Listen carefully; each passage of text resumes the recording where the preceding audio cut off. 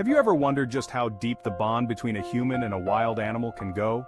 In the heart of Africa's vast savannas, where nature is both breathtaking and unforgiving, one man's simple act of kindness sparked a connection so powerful, it defied the limits of instinct and time. It was the summer of 1995. John Marshall, a 52-year-old wildlife conservationist from Texas, was on a routine patrol near a remote part of the South African bush. The midday sun was blazing, and the only sounds were the distant cries of birds and the rustling of dry grass. But then, he heard something faint, a weak, desperate cry. Curious and concerned, John followed the sound, and there, tangled in a thick patch of thorny bushes, was a tiny lion cub, no more than a few weeks old. It was alone, dehydrated, and barely breathing. Its mother? Nowhere in sight. In that moment, John had a choice: walk away, as nature often demands, or intervene. What he did next would not only change the fate of that fragile cub, but would set into motion a story that, years later, would astonish the world. John didn't hesitate. Moving carefully through the dense underbrush, he approached the frightened cub. Its golden fur was matted with dirt and blood, tiny ribs heaving with every shallow breath. The little creature stared up at him with wide, glassy eyes, full of fear, yet too weak to struggle. John gently knelt beside it, speaking in a calm, reassuring voice. "John, it's okay, little one. I've got you." Slowly he reached out and began untangling the sharp thorns that trapped the cub's tiny limbs. Each tug caused the cub to whimper softly, but John worked with delicate precision, determined not to cause further harm. Once freed, John carefully scooped the cub into his arms. It was heartbreakingly light, no more than a few pounds, and trembling from exhaustion and dehydration. Holding the fragile bundle close, John knew time was critical. He had to get it back to the reserve's rehabilitation center, fast. The journey back wasn't easy. The African sun blazed relentlessly overhead and every step seemed harder than the last. But John pressed on, his protective grip never loosening, whispering soft words of comfort as he trudged through miles of rugged terrain. By the time he arrived at the center, the team of veterinarians was ready. They quickly took over, administering fluids, cleaning wounds, and wrapping the tiny cub in warm blankets. John stayed by its side, watching with quiet intensity, his heart heavy with worry. Would this little lion survive the night? Miraculously, the cub's condition began to stabilize. The team named him Leo, a fitting name for a creature with the heart of a fighter. John, however, didn't just leave Leo's recovery to the staff. Day after day, he took personal responsibility, visiting Leo every morning and evening, feeding him with a bottle, checking on his progress, and even sleeping nearby during the critical first weeks. Leo began to recognize John, not just as the man who had saved him but as a source of safety and warmth. Whenever John entered the room, Leo's tiny tail would flicker, and those once empty eyes started to sparkle with life. The bond between them deepened quickly. As weeks turned into months, Leo grew stronger. His playful side emerged, batting at John's shoelaces, wrestling with blankets, and letting out the tiniest of roars, as if announcing to the world, "I am here, and I am a lion." John often chuckled, watching this little miracle rediscover his wild instincts. But it wasn't all easy. Raising a lion cub was a delicate balance.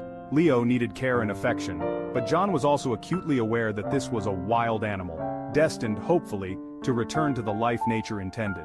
John worked with trainers and wildlife experts to ensure Leo wouldn't become too reliant on humans. They built larger enclosures, taught him to stalk and pounce, and slowly introduced him to other rescued lions. Despite the growing distance, the bond between John and Leo remained unshakable. Leo always seemed to sense when John was near, perking up at his scent, or rumbling out a soft, contented growl when John knelt by the enclosure.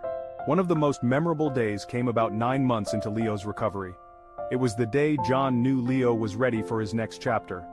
Standing at the edge of a sprawling game reserve, John watched as Leo, now a majestic young lion, took his first tentative steps back into the wild. John's heart swelled with pride and sadness, a mixture only a parent could truly understand.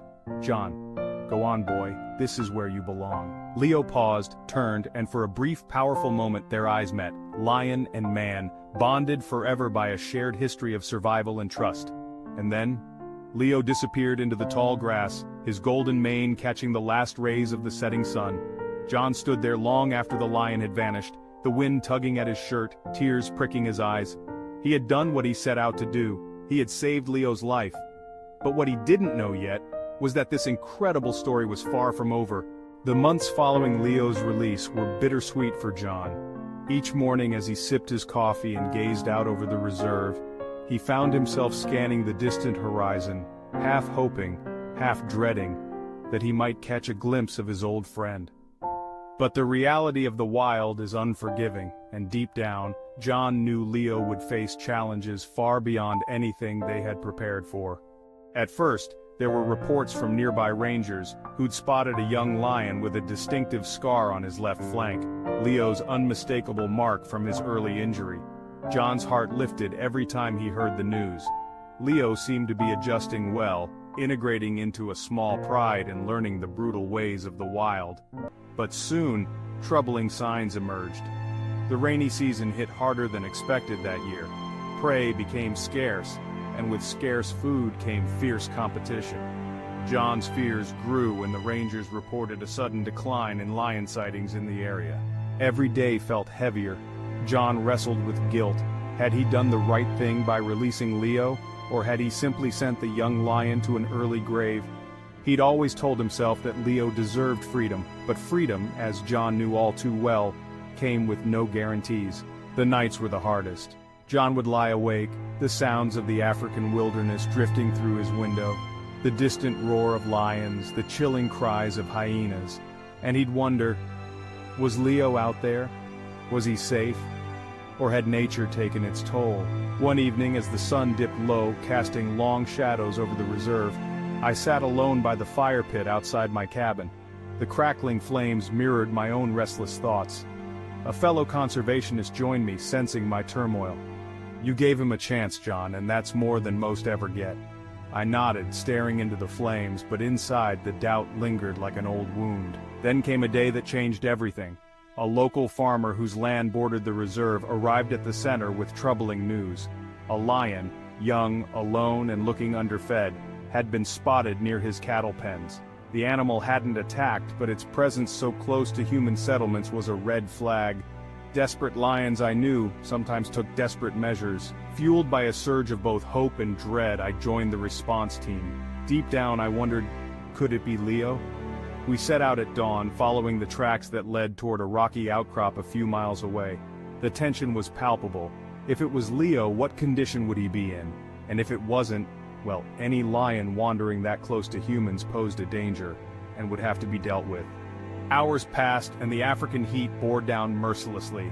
Then, just as they rounded a bend near a dried-up watering hole, they saw him, a lion, thin, tired-looking, but proud nonetheless, and unmistakably, Leo. John's breath caught in his throat. The scar was still there, a pale slash across Leo's golden flank. But his once bright eyes seemed duller, weighed down by the struggle for survival. John stepped forward cautiously, his heart pounding. Every instinct told him to rush in, to close the distance. But he knew better. This was still a wild animal, a lion who'd been fending for himself for over a year now. The lion froze, ears twitching at the sound of John's voice. A long electric moment passed. Then, slowly, almost hesitantly, Leo took a step forward, eyes locked onto John. Another step, and another. The team held their breath, hands instinctively tightening around tranquilizer guns, ready for anything. But what happened next was beyond anything they could have imagined. Leo lowered his massive head and let out a deep, familiar rumble. A sound John had heard countless times back when Leo was just a cub. It wasn't a growl of aggression, it was a greeting. John's eyes filled with tears. He whispered, kneeling down slowly, never breaking eye contact. Leo closed the distance, stopping just a few feet away. For a moment, man and beast simply looked at each other, two old friends reunited by fate and memory. "John, hey there, buddy." But this wasn't the playful cub John had once nursed back to health. Leo was a full-grown king now, and as much as John's heart ached to scoop him into an embrace, he knew this was different. Leo belonged to the wild. John stayed kneeling, offering silent companionship, as Leo circled slowly, rubbing his massive body against the nearby trees, marking his territory, but never straying too far from John's side. Eventually, Leo lifted his head as if sensing the call of the wild once again. With one last look, long, deep, and unforgettable, he turned and disappeared back into the savannah, John stood there long after he was gone, the warm breeze brushing against his face, carrying with it a mix of sadness and profound peace. Leo had survived. Against all odds, he had made it. And in that moment, John realized something powerful. Their bond, tested by time, distance, and nature's fiercest trials, was unbreakable. No matter where life would take them next, a part of John's heart would forever roam free alongside that magnificent lion. In the weeks after that unforgettable reunion, John felt a shift deep within himself. For so long his focus had been solely on Leo, rescuing him, raising him, worrying over his survival.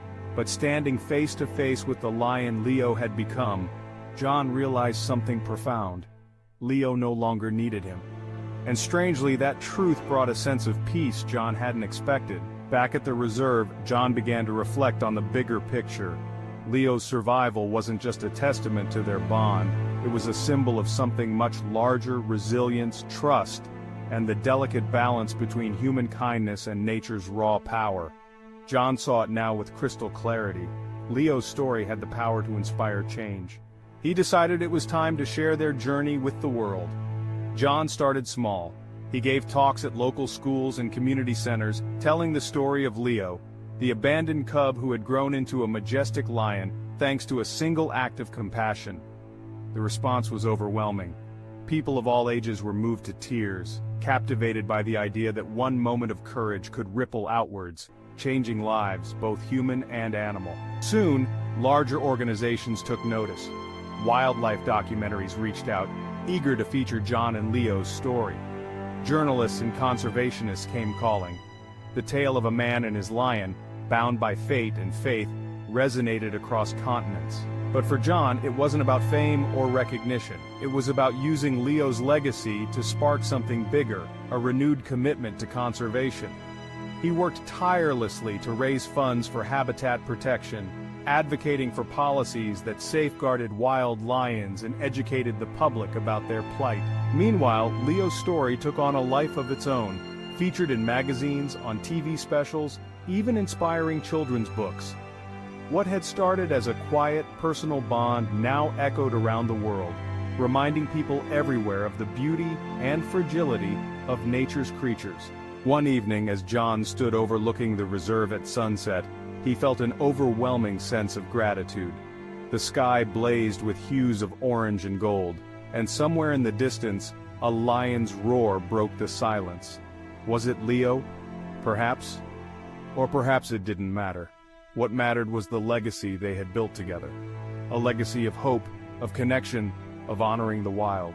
John smiled softly, whispering into the breeze. And in that moment he knew, though their paths had diverged, their journey was far from over. Leo's story and John's mission would live on, inspiring countless others to believe in the extraordinary power of compassion. Just when John thought Leo's chapter had settled into a peaceful rhythm, fate threw them both into uncharted territory once again. It was nearly 2 years after their last encounter. The reserve was buzzing with news, rumors of increased poaching activity sweeping across the region.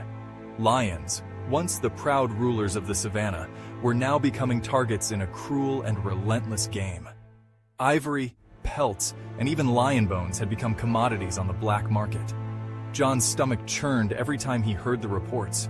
He had fought so hard to give Leo a chance at life in the wild, but now that very wilderness was turning into a deadly trap. One afternoon, a ranger rushed into John's office, breathless and pale. "We found a pride. 6 lions ambushed near the northern ridge. 3 are dead. The others, they scattered." John's heart pounded in his chest. "Did you recognize any of them?" he asked, his voice barely above a whisper. The ranger hesitated. One of them had a scar on his side. Looked like it could be Leo.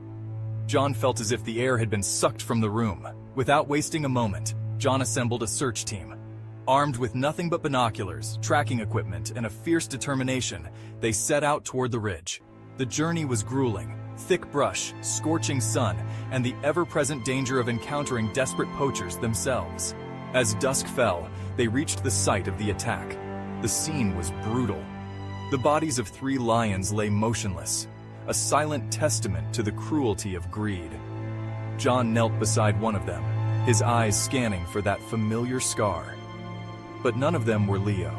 A flicker of hope surged through him, but it was quickly tempered by fear. Leo was still out there, alone, vulnerable, and hunted.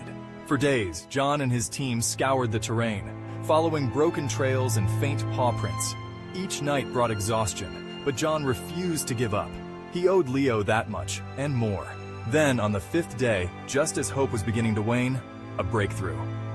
One of the trackers spotted movement near a rocky outcrop. Through his binoculars, John's breath hitched. There, moving cautiously through the tall grass, was Leo. His mane was thick and wild, his muscles lean from survival. But his eyes still burned with the same spirit John had seen in that tiny cub so many years ago. But something was wrong. Leo limped heavily, his left flank stained with dried blood. John's pulse quickened. Leo had survived the ambush, but barely. Acting fast, the team set up a perimeter working to safely tranquilize Leo for medical care. It was a delicate operation. One mistake, and Leo could panic and bolt, or worse. John stayed close, whispering reassurances as the dart took effect. Slowly, Leo's powerful body sagged to the ground, his breaths heavy but steady. The team worked through the night, cleaning wounds, administering antibiotics, and checking for internal injuries.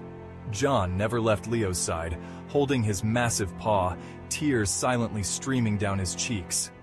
"This isn't how your story ends," he whispered, voice choked with emotion. "You've come too far." As dawn broke, Leo stirred, his golden eyes fluttering open.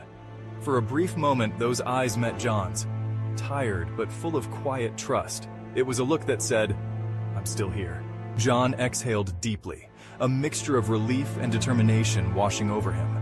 They had saved Leo, again. But John knew this was only a temporary reprieve. The threats were growing, and Leo, and every wild creature like him, would need more than just luck and loyalty to survive the battles ahead. John stood, his gaze fixed on the endless savannah, and made a silent vow. He wouldn't rest until the wild was truly safe. And for the first time in a long while, he felt a spark of hope. Hope that with enough passion, enough voices, and enough love, change was still possible. But the fight was far from over. Just when John believed he had faced every possible challenge, life revealed one more unexpected twist, one that neither he nor anyone else could have seen coming. Several months after Leo's recovery, John was contacted by an international conservation group. They were expanding a new project, a wildlife DNA tracking program designed to monitor genetic diversity and health in wild populations. The team wanted Leo to be part of it. At first, John hesitated. After everything Leo had endured, hadn't he earned peace and privacy? But the scientists explained something that caught John completely off guard. In reviewing data from past lion rescues, they discovered that Leo's genetic markers were unique. So unique, in fact, that they didn't fully match any known pride in the region. Puzzled and intrigued, John agreed to let them investigate further. Weeks later, the results came in, and what they revealed was astonishing. Leo wasn't just any lion. He was a descendant of a rare, nearly forgotten subspecies, one thought to have been wiped out decades ago due to habitat loss and illegal hunting. Leo represented a living genetic bridge to a lineage long believed extinct in the wild. John was speechless. All this time, he had thought of Leo as just one lion. A beautiful, strong, courageous soul who had defied the odds. But now, Leo's survival carried even deeper weight. He was a key to preserving genetic diversity, a symbol of resilience not just for his pride. Suddenly, John's mission expanded overnight. Saving Leo had always been personal, but now it was also scientific and symbolic. Leo wasn't just a survivor, he was a beacon of hope for the future of all lions. John stood once again at the edge of the reserve, watching the horizon where Leo roamed free. What had begun as an act of compassion had become a fight for the legacy of an entire species. And in that moment, John knew this was never just about one lion. It was about rewriting the fate of many. As the years passed, Leo's legend only grew. Though sightings became less frequent, after all, true kings of the wild prefer to keep their distance, John always felt his presence, every roar echoing across the plains, every shadow flickering in the tall grasses, reminded him of their extraordinary journey. John often found himself standing at the reserve's edge, staring out into the vast wilderness, reflecting on all that had unfolded. He had stepped in to save a tiny, helpless cub, thinking it was a simple act of kindness. But what that single moment sparked was something far greater than he ever imagined. Leo became more than just a lion. He became a symbol, a reminder that every living being has a place, a story, and a right to fight for survival. His unique genetics offered hope for the species. His survival inspired thousands to care more deeply about wildlife. And his bond with John taught an invaluable lesson that love, respect, and courage know no bounds, not even between man and beast. We often think our actions are small, that one person can't make a difference in the grand, sprawling chaos of the world. But John and Leo proved otherwise. A single act of kindness, a choice made in a quiet moment, can ripple outward, changing lives, shaping futures, and even rewriting the fate of an entire species. So, the next time you face a choice, whether it's lending a hand to someone in need, standing up for the voiceless, or protecting a corner of the natural world, remember Leo. Remember John, and remember that extraordinary things begin with ordinary acts of courage. Because sometimes, the most powerful stories aren't about heroes in capes or battles won with force. Sometimes they're about a man, a lion, and an unbreakable bond that reminded us all of the wild, fierce beauty of life itself. What do you think? Do you believe one act of kindness can truly change the world? Share your thoughts below, and if this story touched your heart, don't forget to like, subscribe, and join us for more tales of hope, courage, and the enduring power of nature.